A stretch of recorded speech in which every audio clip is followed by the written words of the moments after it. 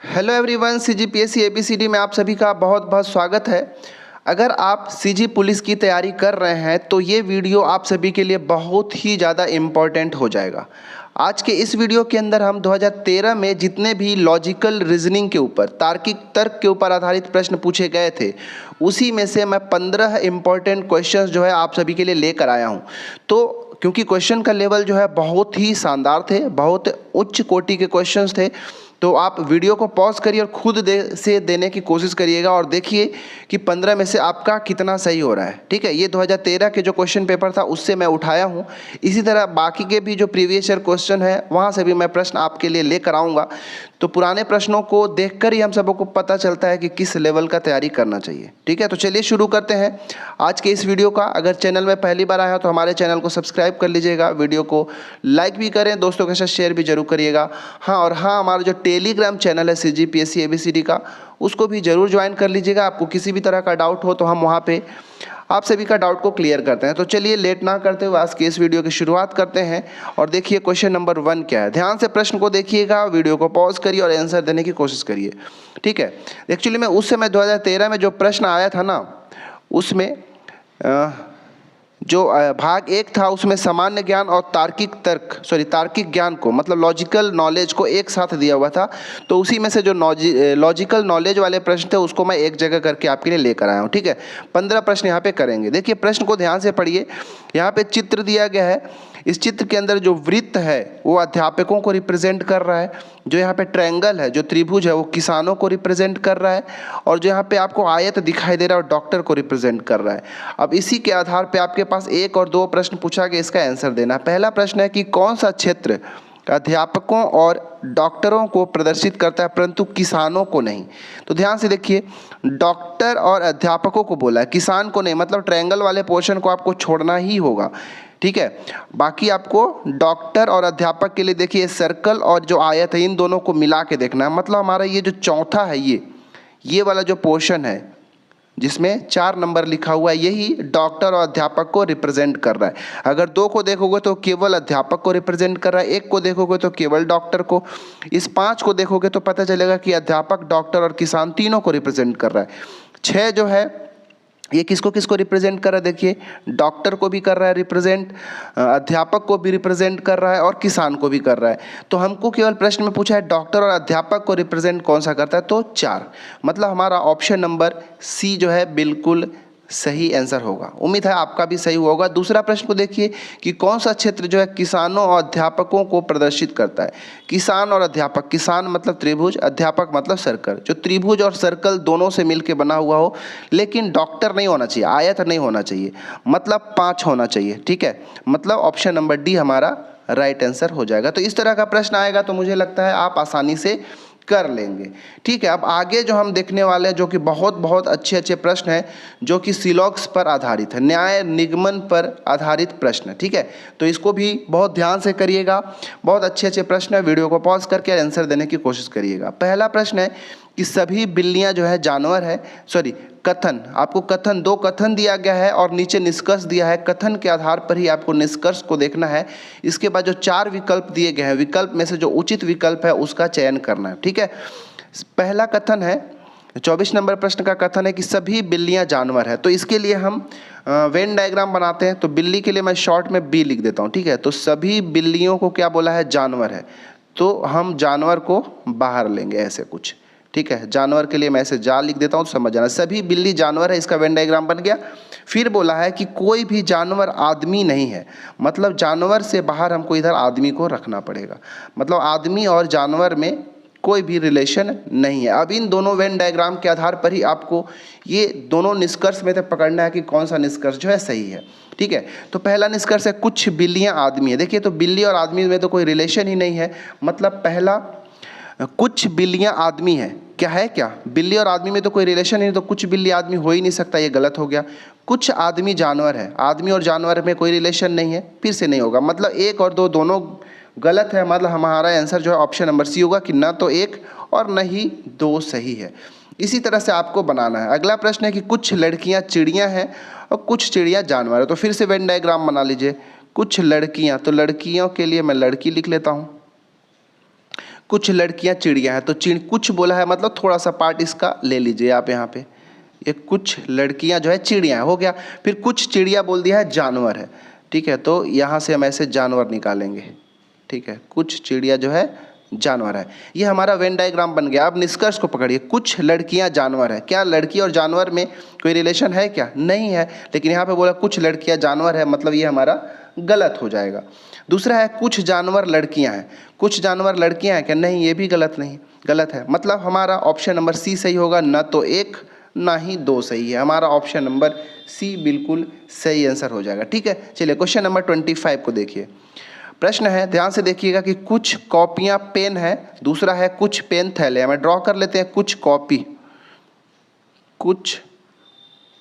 Copy जो है क्या है? पेन है, तो मैं ऐसे ड्रॉ कर दूंगा, कुछ कॉपी पेन है हो गया। फिर बोला है कि कुछ पेन थैले हैं, मतलब पेन और थैला के बीच में थोड़ा सा पोर्शन को लेना होगा, ऐसा हमने ड्रॉ कर दिया। अब निष्कर्ष देखिए, क्या बोला है कि कुछ कॉपियां थैले हैं। देखिए, तो कॉपी और थैले में कोई रिलेशन है क्या? नहीं, बिल्कुल नहीं। कोई थैला पेन नहीं है, कोई भी थैला पेन नहीं। देखिए, तो कुछ पेन थैला है, तो कुछ थैला पेन तो होगा ना, मतलब ये वाला भी पोर्शन हमारा, ये वाला निष्कर्ष भी गलत होगा। हमारा ऑप्शन नंबर सी सही होगा, ना तो एक और ना ही दो सही है। हमारा ऑप्शन नंबर सी बिल्कुल सही आंसर हो जाएगा। देखिए, ये वेन डायग्राम सिलॉक्स जो है, न्याय निगमन के प्रश्न भी है, बहुत अलग अलग तरीके से बनते हैं। कई बार से परसेंटेज वाला 100 लेके भी बनाया जाता है, ठीक है, तो वो भी एक तरीका है। और इसमें कई सारे टाइप वाइज क्वेश्चंस होते हैं, जैसे कुछ संभावना पर आधारित प्रश्न होते हैं, या तो वाला ऐसा कुछ होता है, तो उसको अलग तरीके से बनाया जाता है। यहाँ पे जो प्रश्न है जैसे बनेगा मैं यहाँ पे बता रहा हूँ। 26वां प्रश्न को देखिए, फिर से बनाइए, सभी कागज फाइल हैं, ठीक है, सभी कागज, तो कागज लिए ऐसे, सभी कागज फाइल है, मतलब फाइल को हमको फाइल के अंदर ही कागज को लिखना पड़ेगा।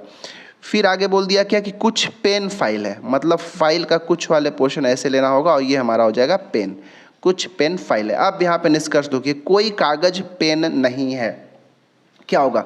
कोई कागज पेन नहीं है, तो ये देखिए, तो कथन बिल्कुल सही हो जाएगा, क्योंकि कागज और पेन में कोई रिलेशन ही नहीं है, ठीक है, तो हमारा ये सही हो जाएगा। दूसरा है कुछ पेन कागज है।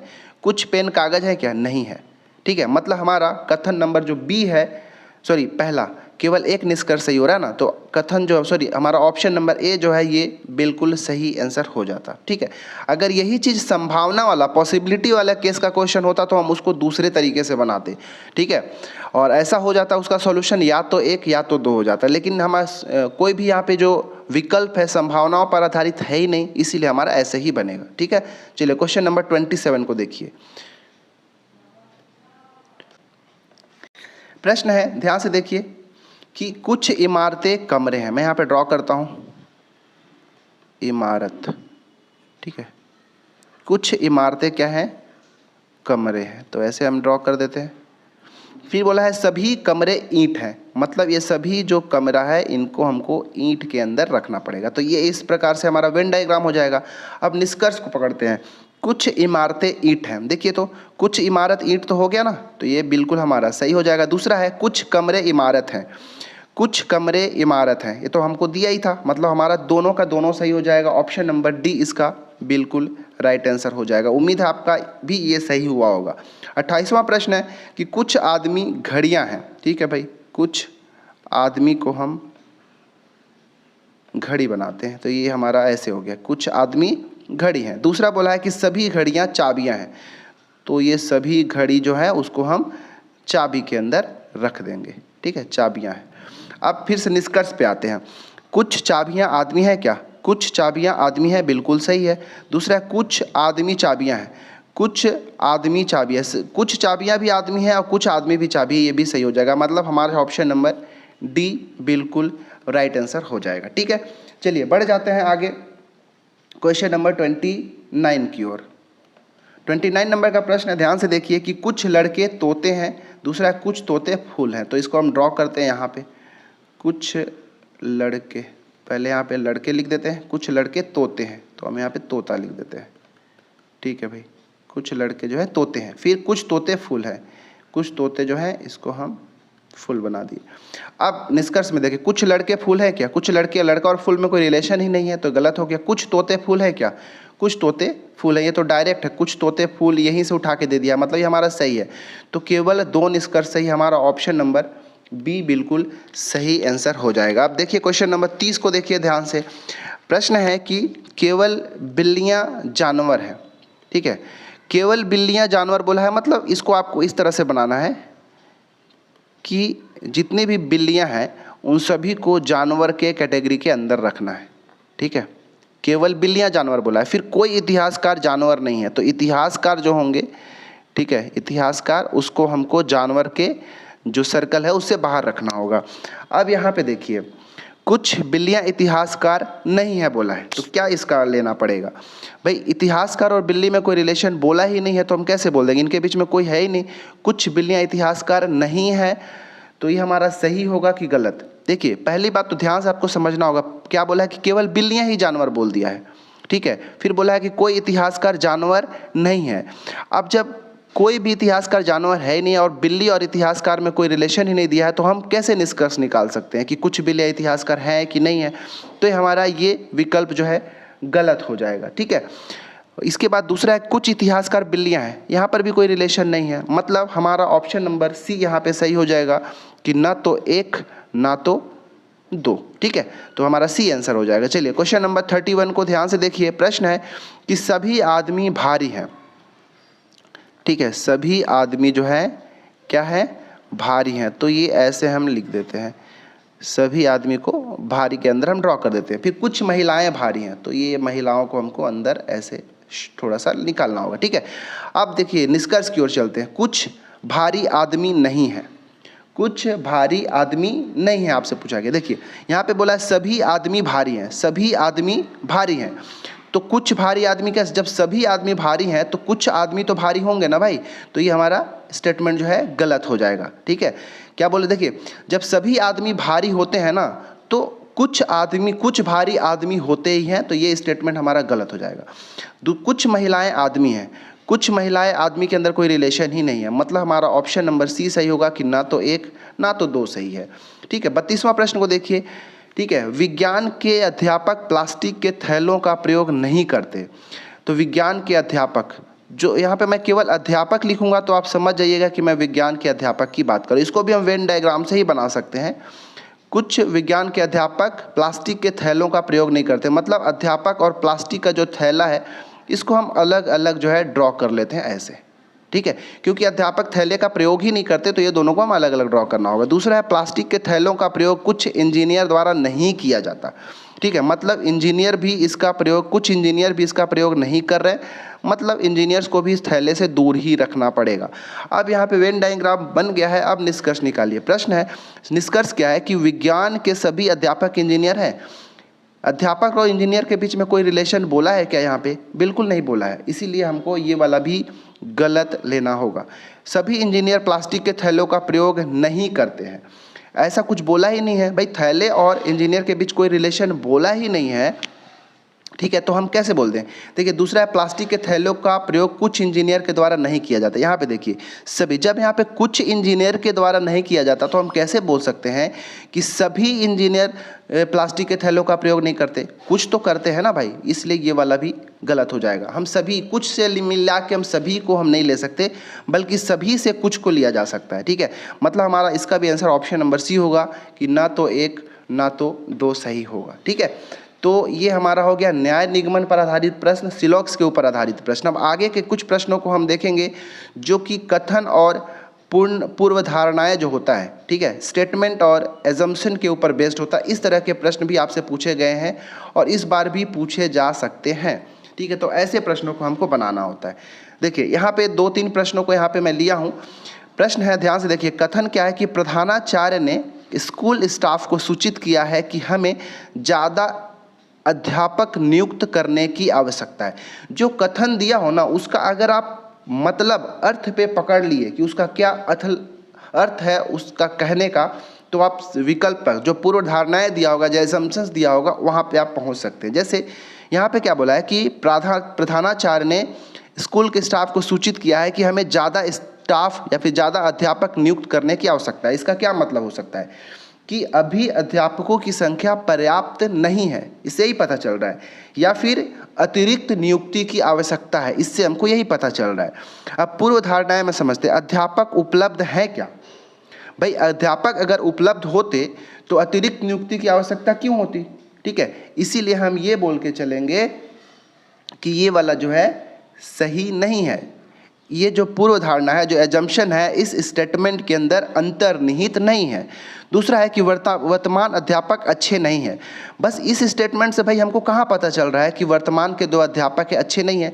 यहाँ पर तो ये बोला गया है कि हमको और भी स्टाफ की आवश्यकता है, क्योंकि स्टाफ की या फिर अध्यापक की कमी है। यहाँ पे अध्यापकों के अच्छे बुरे का कोई भी बात नहीं कही गई है। इसलिए ये दोनों के दोनों जो पूर्व धारणाएँ हैं, एजम्पशन है, वो गलत है।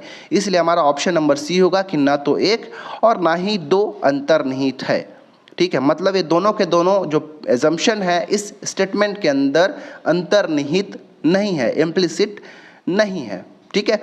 चलिए तो बढ़ते हैं क्वेश्चन नंबर 34 की ओर। तो इसी तरह से इन प्रश्नों को हल करना होता है। प्रश्न है कि कलम तलवार से अधिक ताकतवर है। अब इसका आपको मतलब अगर मीनिंग समझ में आ गया होगा कि क्या कहना चाहता है ये स्टेटमेंट, तो आप इसका राइट उत्तर तक पहुंच सकते हैं।